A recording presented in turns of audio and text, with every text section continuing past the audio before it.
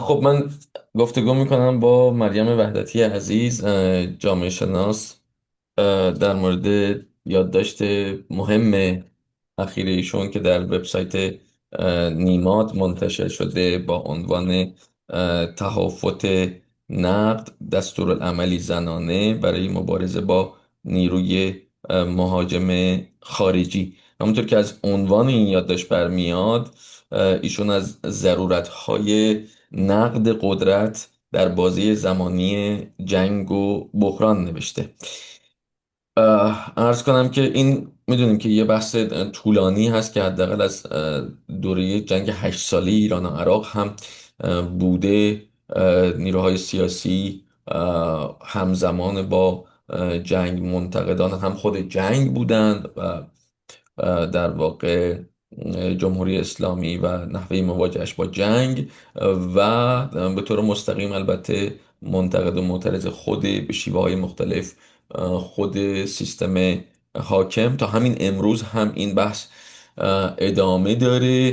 امروز ما در شاید بشه گفت ورژن های جدیدش که داریم میبینیم، جریان های سیاسی، چهره های سیاسی هستند که میگن این جنگ ما نیست. منظور این هست که برساخته جمهوری اسلامی است، با عملیات جمهوری اسلامی درست شده، بنابراین ما هیچ دخل و تصرفی در موضع گیری در موردش نخواهیم داشت، نه میتونیم داشته باشیم. دست دیگری هستند که در واقع درست در نقطه مقابل قرار میگیرند که میگن این دفاع میهنی است، این جنگ میهنی هست و بنابراین به طور تمام و کمال باید پشت قدرت حاکم قرار گرفت. بنابراین مریم وحدتی عزیز و همچنین از مسئله تعلیق نقد حداقل در بازی زمانی جنگ صحبت میشه بین این دو شاید بشه گفت نیروهای کلانی که هستن. عرض کنم که من مقدمه این یادداشت رو میخونم تا بیشتر با ایده‌ای که مریم وحدتی در اون مطرح کرده آشنا بشیم و بعد گفتگو رو شروع بکنیم. و البته دعوت میکنم از دوستانی که نخوندن یادداشت رو مطالعه حتما بکنم. در مقدمه مریم وحدتی نوشته این متن از یک سوء تفاهم شروع می کند، اینکه در شرایط جنگ و بحران دیگر جایی برای نقد نیست و هر فاصله گذاری میان جامعه و حکومت نشانه ای از فروپاشی یا همسویی با دشمن تلقی می شود و مسئله ای که دنبال می کنم دقیقاً برعکس این تصور است. می خواهم با تاکید بر چشماندازی زنانه از امر سیاسی نشان دهم که لازمه ساختن دولت نیک به تعبیر یونانیان، یا اضافهش بکنیم به تعبیر فلاسفه مدرن مثل هابرماس، حوزه عمومی است. در لحظه بحران دولت همیشه میکوشد خود را معادل مردم جا بزند و منتقد را و نقد را به تفرقه یا خیانت تقلیل بدهد. اما اگر این شکاف بین قدرت و جامعه محصول خود سازوکارهای قدرت باشد، آنکه آن را بیان می کند عامل فروپاشی نیست، بلکه چیزی را افشا می کند که از قبل وجود داشته است. مریم عزیز، ضمن خوش آمدگویی مرسی از قبول دعوت. عرض کنم که با یه سوال چالشی با اجازت شروع بکنیم. اینکه حتما میدونی که آغاز این فشار خارجی که منجر به جنگ تحمیلی امروز اسرائیل و آمریکا علیه ایران شد، تحریم هایی بود که 16-17 سال پیش گذاشته شد در سال 89، وقتی که حدود 1 سال بخشی از مردم به خصوص در تهران در خیابون بودن و در واقع به نتیجه انتخابات در اون دوره اعتراض داشتن بعد از اون در سال 89 آمریکا در دوره اوباما و بعد به دنبالش اتحادیه اروپا و شورای امنیت سازمان ملل هم تحریم ها رو هرچه بیشتر میکنن علیه ایران. میخوام بگم که شکاف بین قدرت و جامعه دقیقا جایی هست که روش دست گذاشته میشه برای فشار خارجی. اگر نقدی به این ایده شما، اولا خواهش میکنم که به طور خلاصه مطرحش بکنید که دقیقا چه ایده هست. اگر نقدی قرار باشه به ایده شما وارد بشه، اینکه وقتی اساسا این شکافه کمک کرد به گسترش فشار خارجی و امروز ما در جنگ هستیم، شما دوباره ضرورت نقد ساختار قدرت رو مطرح میکنید. این در واقع به چه معناست و چرا اتفاق میفته؟ سلام و ممنونم که من رو دعوت کردی میلا جان.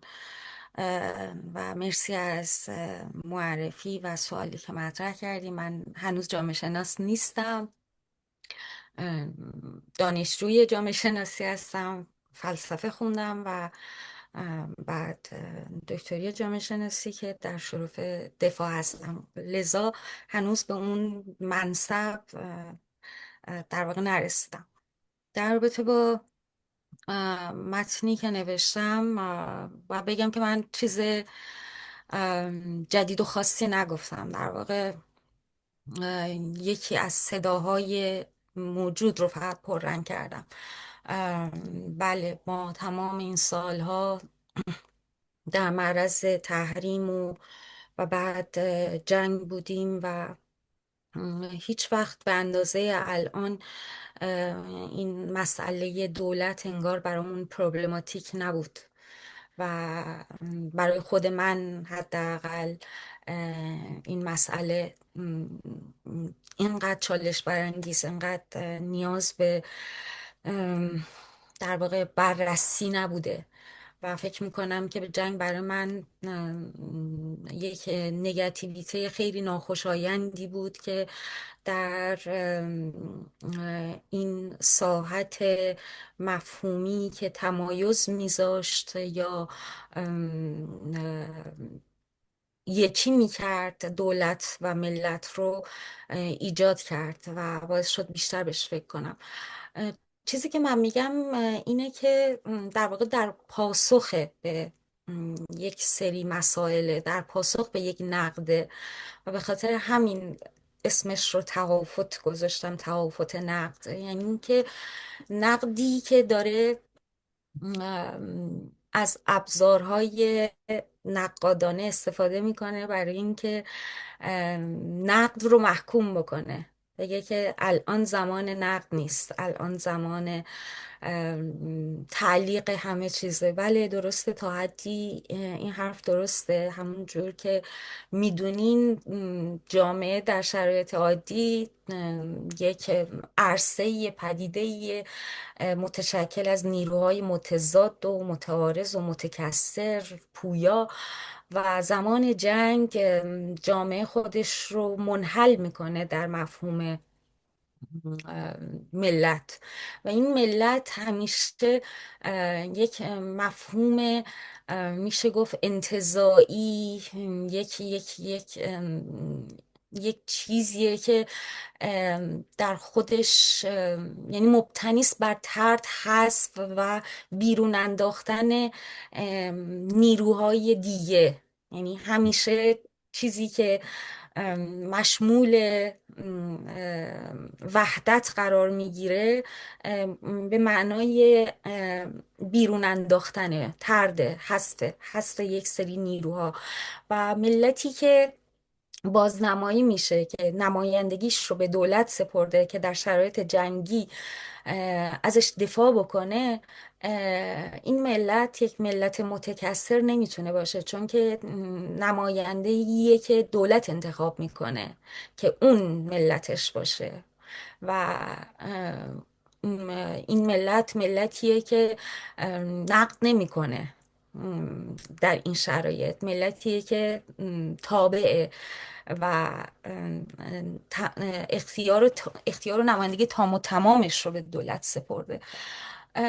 مسئله‌ای که من دارم میگم اینه که این همارزی بین دولت و ملت که در زمان جنگ به شکل رادیکالی اتفاق میفته، در همه شرایط باید چالشی باشه. همیشه باید یک فضایی برای حضور امر اجتماعی، برای حضور جامعه وجود داشته باشه. همیشه باید این دیالکتیک، این نگاتیویته، این تعارضی، این در واقع فاصله ای که وجود داره، فاصله بین دولت و ملت همیشه وجود داشته باشه. و نگرانی نویسنده این متن از جهت امتداد این نمایندگی، این سرسپردگی در دوران پس از جنگه. یعنی ام.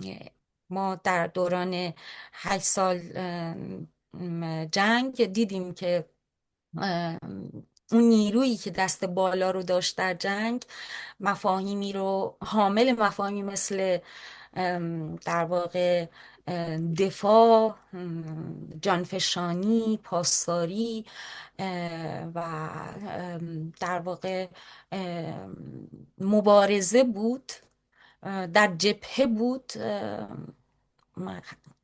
مشخصه که من کاملا تایید میکنم و همدلم، همراهم با هر کسی که از این وطن دفاع میکنه. اما این اقتدار، این دست بالا گرفتن در موقعیت جنگی منجر میشه به اقتدار در ساحتهای دیگه پس از جنگ، همونجور که دیدیم که ام. سپاه دست بالا رو در حوزه‌های دیگه هم داشته. و چیزی که میخواستم بگم این بود که آره، در واقع توی متن هم گفتم، سوژه سیاسی همیشه یک مرد آزاده که به معنای گروه اجتماعی منظورم نیست، به معنای هویت ام. جنسی منظورم نیست، منظورم در واقع یک گفتمان قالبیه که همیشه مسلطه و طرد کننده است، جدا کننده است، دیگری سازه. و این سوژه سیاسی همیشه در موقعیت ها این مردانگی هژمونیکش تثبیت میشه. در موقعیت جنگ، موقعیت بحران، موقعیت های این چنینی، موقعیت تولید این هژمونیه، تولید مرد هژمونیکه و در این واقع ادامه باز تولیدشه و تقویتشه. تثبیتشه. بله دقیقا مهم. تثبیتشه. همیشه دولت ها در موقعیت های این چنینی، در موقعیت های استثنایی، اضطراری، مشروعیتشون رو باز تولید میکنن. مشروعیتشون از موقعیت برمیاد، از فضایی که درش دست بالا رو پیدا کردن، تونستن در واقع از یک تمامیتی دفاع بکنن، مهم. یک یک موقعیتی رو درش کامیاب بشن. و من نکته‌ای که دارم میگم اینه که باید واسازی کرد، باید این نمایندگی سوژه سیاسی، این مفهوم ملت، این فردی که در واقع بازنمای ملته، این رو باید واسازی کرد و ببینیم که کیه این مردم، این دالی که یه جورایی میشه گفت دال توهی هم شده، که هر کسی از هر نیرویی، هر نیروی سیاسی این دال رو قرار میده بر اون چیز مصداقی که مد نظرشه، هم جهت با روی کرده خودشه. ما باید ببینیم این ملتی که همیشه ازش توصیف میشه از جانب دولت که هم ارز با دولت، کیه؟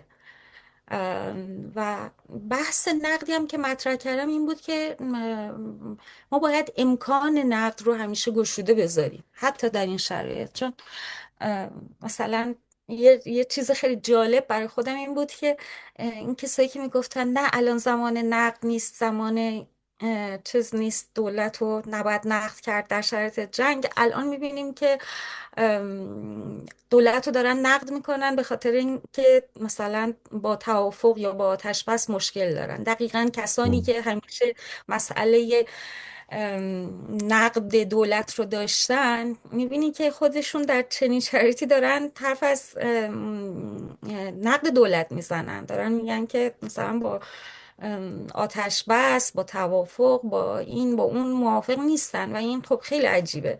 یعنی میخوام بگم که اصلا اه، ضرورتش هست دیگه و مخصوصا در این شرایط این ضرورت بیشتر میشه. اه، دیگه چی گفتی؟ هیچی. خوبه تا اینجا. خوب. در واقع خود ایده یادداشت رو مطرح کردی. اما اینجا سوالی که من مطرح کردم و مطرح هست اینه که ارزم به حضورت، خب در بازه زمانی فعلی، اولا که خود جنگه در جریانه. حالا صحبت از آتش بس شاید بشه گفت دائمی مطرح هست در همین ساعتی که داریم با هم حرف میزنیم. اما جنگ در جریان، حدود 2 دهه فشار خارجی بوده و البته چند دهه خود سرکوب جمهوری اسلامی. حالا که این در واقع دو قدرت بسیار بزرگ از نظر نظامی در کشور هستند و دارن به حملات خودشون، بهتره بگیم، ادامه میدن. شما پس اونطوری که متوجه شدم دارید یک هشدار میدید در مورد اینکه این پشتیبانی از دولت در بازه زمانی جنگ به سمت یک حل شدن جامعه در بدن دولت نره و ما در ادامه و بعد از این جنگ شاهد مزمحل شدن هرچه بیشتر قدرت، در واقع جامعه، نباشیم. اه، من میخوام بگم که وقتی که شما نگاه میکنید، بازسازی آگورا به قول شما که دارید از فلاسفه اه، عصر باستان یونان میگید، چقدر واقع بینانه است در یه همچین جامعه ضعیف شده ای در تمام این دهه ها، به خصوص در بازه زمانی فعلی که جنگ شده، از نظر اقتصادی، از نظر سیاسی، از نظر در واقع امنیتی، که حالا باید ببینیم که اصلا اون مشکل امنیت خارجی هم مثلا از نظر اه، حمله اسرائیل و آمریکا کی برطرف میشه. چقدر این بازسازی آگورا در چنین جامعه، وقتی که این تئوری رو میذاری در ظرف عمل، به نظرت میاد که عملی باشه؟ ما خیلی میگن که ما جامعه بودن خودمون رو اصلا اساسا از دست دادیم. حالا با سازی آگورا. آره.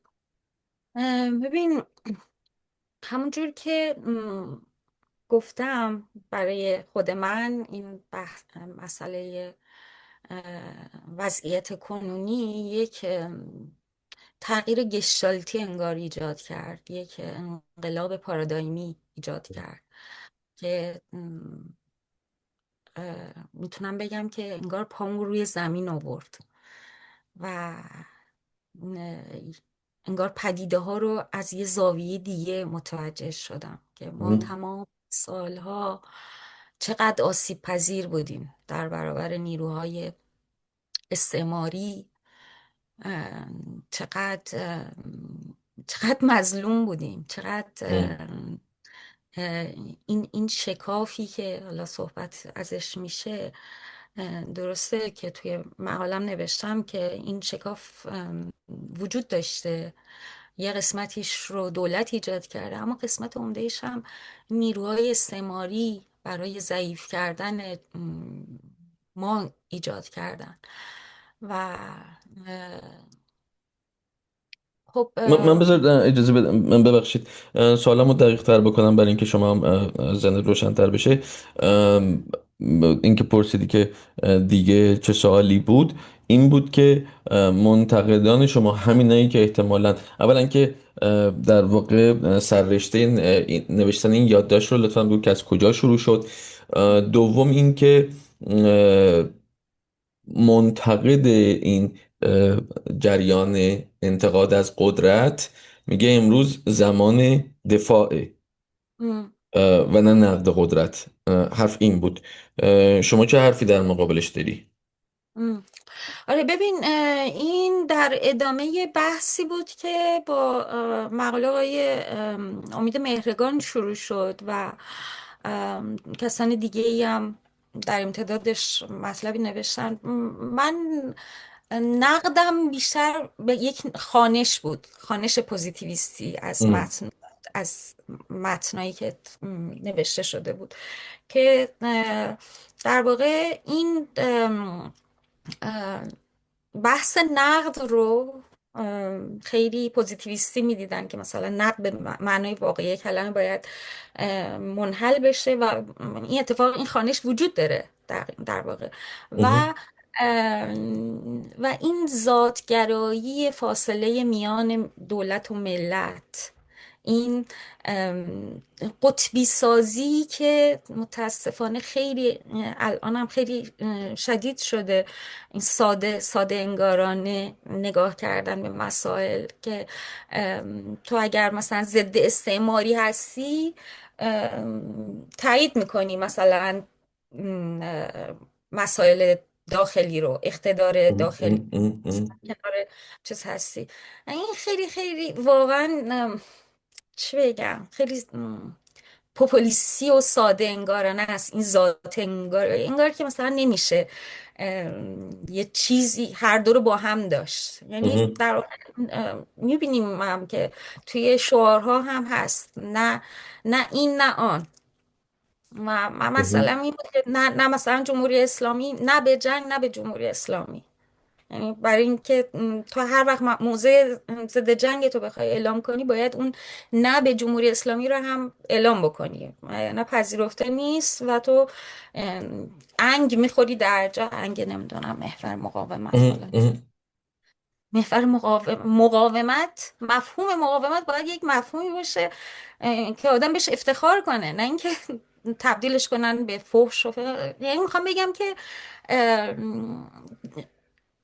خیلی از ماها توی این موضع هستیم، خیلی از ماها هم موضع ضد جنگ داریم، هم منتقد داخلی هستیم. یعنی اینکه الان اگر داریم مثلا مواضع ضد استعماری میگیریم، صدای نه به جنگمون بالاست، نه به جنگم حتی به نظر من خیلی رقیقه، کاملا یه چیزی شدیدتر از این. اصلا مهم. نه، جنگ انقدر مفهومه کریه و سیاه و وحشتناکیه که کلمه نه هم در جوابش، یعنی براش کافی نیست، علیهش محکومش میکنیم همه جوره. و الان که صدای ماها بالاست، چون فضاییه که مفهوم مقاومت پررنگتره، این به معنای نفی اونه آقا. اصلا خیلی عجیبه. و من اینو میخوام در واقع بگم، یعنی نقد من به این خوانش بود از متنهایی که قبلتر از من نوشته شده بود، که تو وقتی داری این حرف رو میزنی پس تو مثلا مدافع. و اصلا واقعا خیلی عجیبه همین کدوم چیزی که حرفا ببخشید دقیق ترش بکنین، کدوم حرفا اگر میزنی؟ این که میگی نمیدونم ما از این شکاف ها نیروهای استعماری استفاده کردن برای ضعیف کردن ما و برای حمله و تجاوز بهمون. یعنی میخوام بگم که این به معنای اون نیست. اثبات شی نفی معدا که نمیکنه. آها یعنی آها. یه مقوله دیگه هم هست، میتونی هر دو رو داشته باشی. مهم.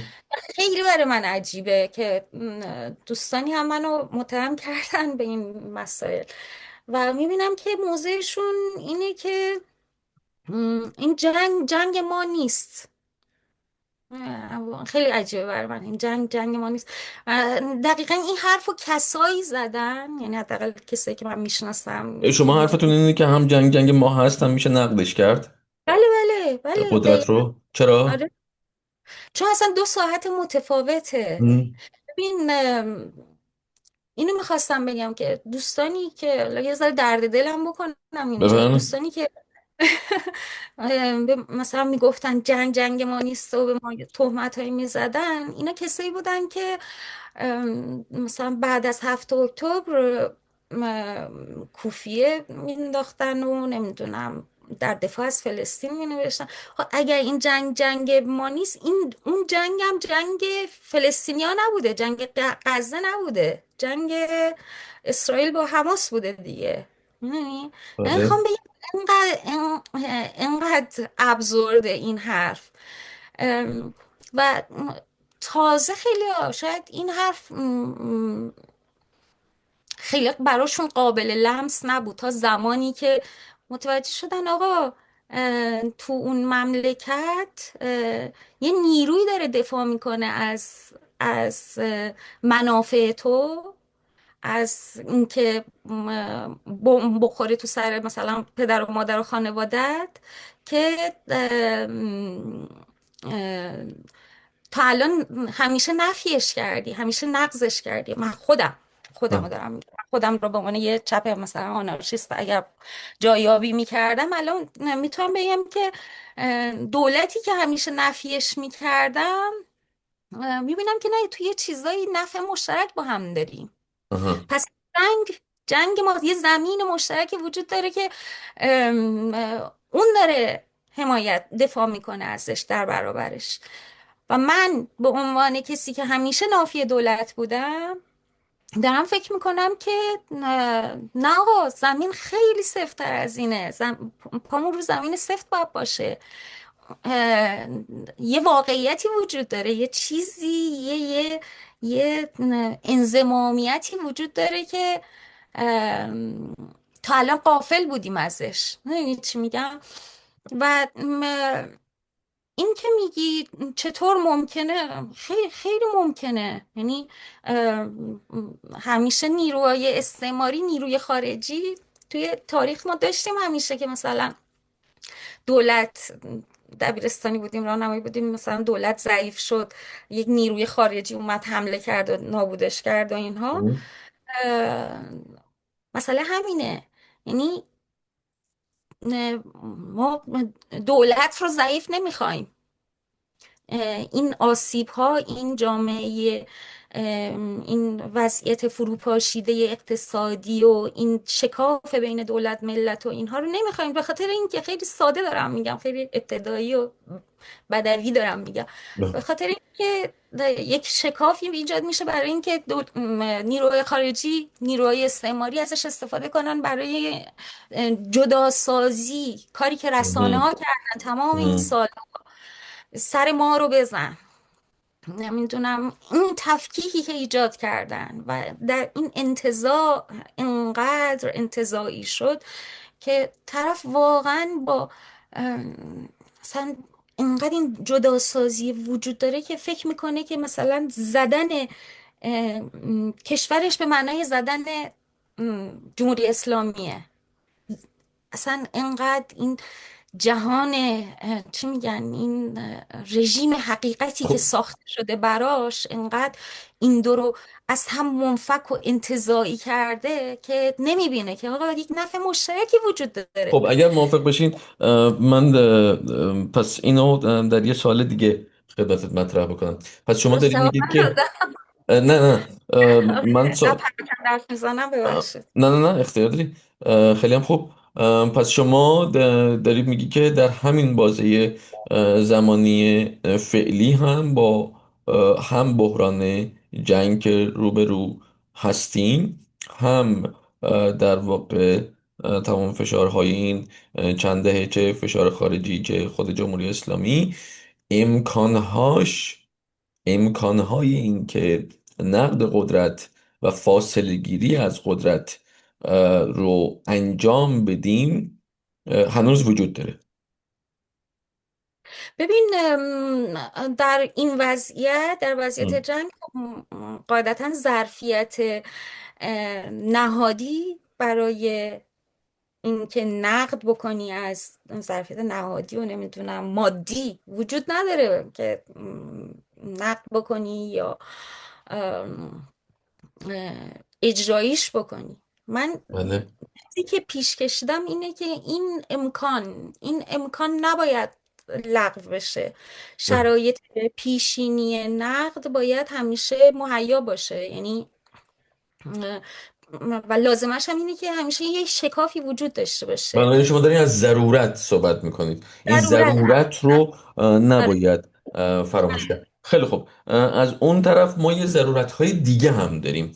ام. شما اشاره کردید به گروه هایی که یا افراد، گروه ها، جریاناتی که دارن میگن که اگر حرف از استعمار، حرف از نیروی خارجی، فشار خارجی و فاصله گیری از اون زدی، بنابراین شما این طرفی با حکومتی. تو یادداشت خواهش میکنم این رو هم یه توضیح هم لایه صحبتت بده. حرف از رژیم میزنی، توی دیومه میذاری کسانی که رابطهشون رو با در واقع قدرت حاکم با رژیم تعریف و صورتبندی میکنن. این دوتا چه ارتباطی دارن به هم؟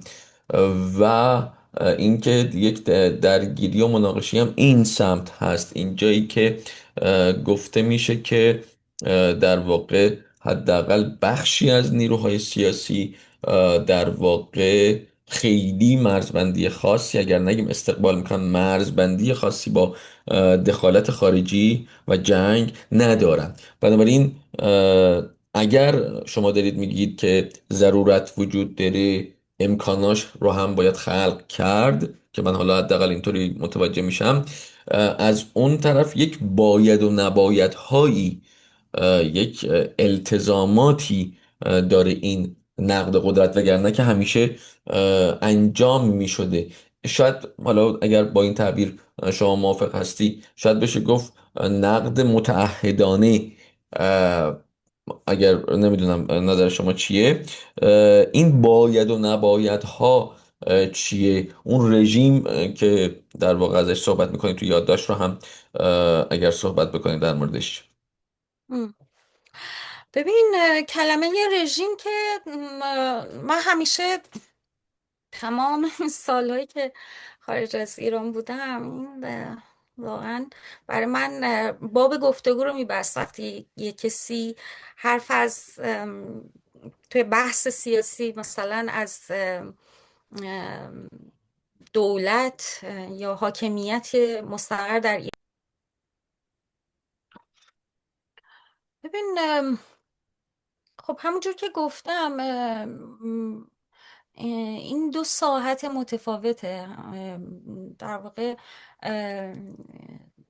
جامعه مدنی که بدون نقد و بدون این تمایزگذاری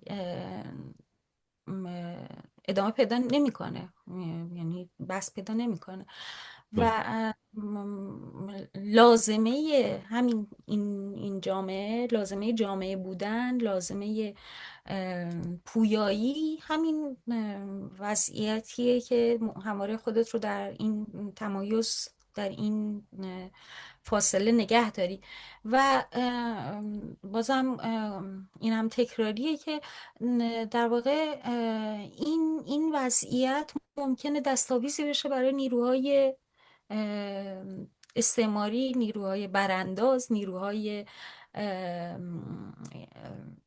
همین با پسگرا، که این اتفاق افتاده، تمام این سالها این اتفاق افتاده. یعنی با این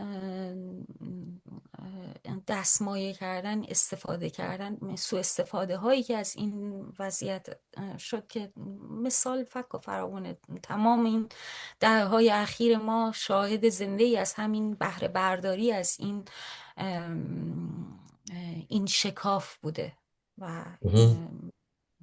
منظورتون بهره برداری خارجی هست؟ بله استقلال. بله بله آره. درسته؟ اسرائیل و در امتدادش مهرش پهلوی یا نمیدونم نیروهای برانداز و بله. از این وضعیت استفاده کردن. یعنی من متخصص نیستم، از سیاست نمیدونم. من فلسفه خوندم و بعد جامعه شناسی و به عنوان در واقع یک کسی که از موضع جامعه داره حرف میزنه، نه از موضع، در حمایت از، در دفاع از مهم. جامعه داره حرف مهم. میزنه. هیچ آلترناتیوی هم ندارم اینکه چطور میشه جلوی این بهره برداری ها از این شکاف رو گرفت. ولی میخوام بگم که این جاش رو باید باز کرد. باید این رو به رسمیت شناخت که باید حساس بود، حساس از لحاظ سیاسی و اخلاقی نسبت به هر وضعیتی که خیر عمومی رو، خیر افراد رو بهش لطمه میزنه و باید این آفتها، شکافها، این موقعیت های اشرافگری که از این فرصت، از این موقعیت های استفاده میکنن رو کلمات درست نمیگم، باید اینها افشا رو کرد. افشا کرد، شناخت. و افشا هم کافی نیست. من فکر میکنم ما تمام این سالهای اخیر تمام وقتمون رو گذاشتیم برای افشای رسانه ها، افشای همین رژیم های حقیقتی که ساخته شد، این گفتمان هایی که ساخته شد. اما تو دستمون چی داریم الان؟ بعد از این افشاگری ها، بعد از این فاش سازی ها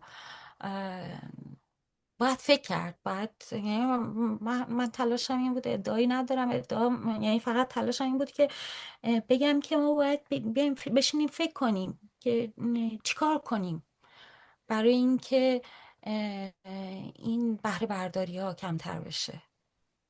مهم. مهم. می‌دونی؟ و این آلترناتیوی که حالا حداقل آلترناتیوی که من مطرح کردم به عنوان نگاه زنانه، از این جهتی که نگاه زنانه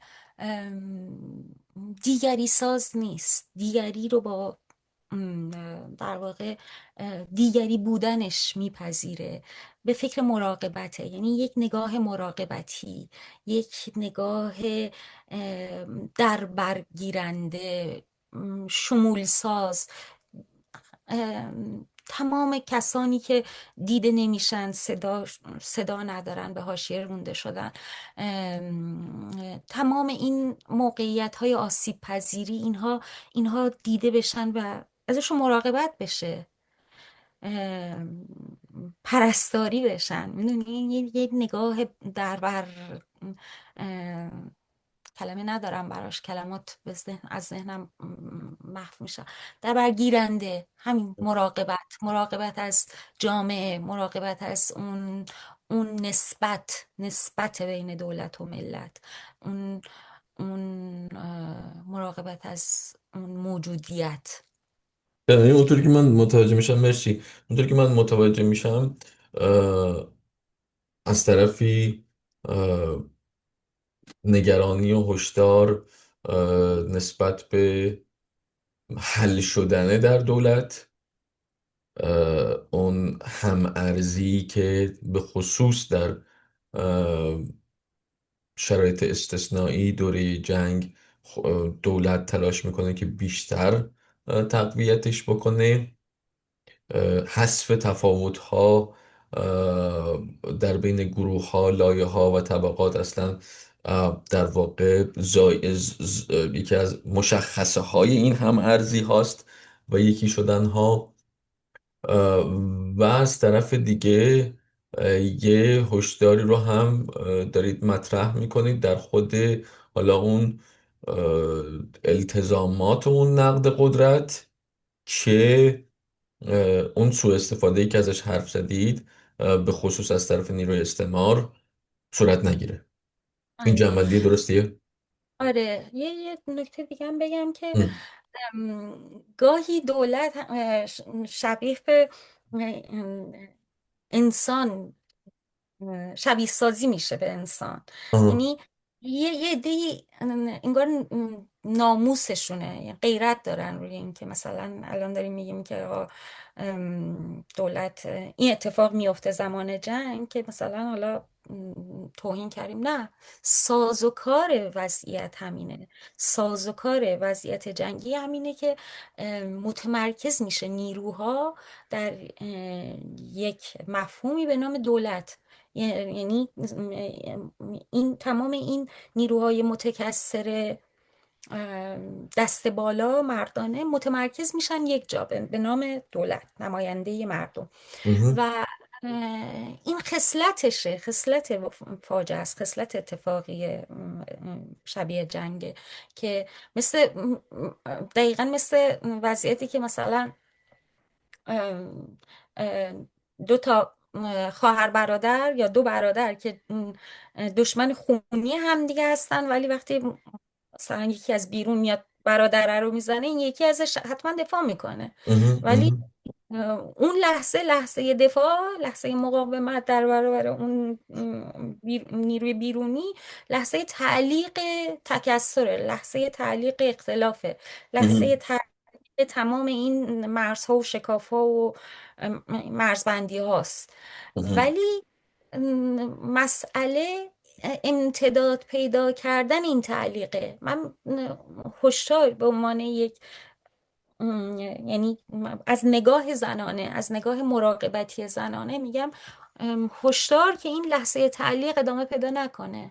این چون این تعلیق ادامه پیدا کنه، این تمرکز نیرو و قدرت، دیگه تو باید در اون اصلاح و نمیدونم خواسته ها و جامعه مدنی و م- مطالباتت از دولت رو ببندی، چون یک نسبت هم ارزی ایجاد کردی با دولت و دیگه جایی برای حرکت تو به عنوان نیروی اجتماعی وجود نداره. بسیار. خیلی خیلی ممنون مریم ممنونم، مدنی. خیلی لطف لطف کردی. کردی.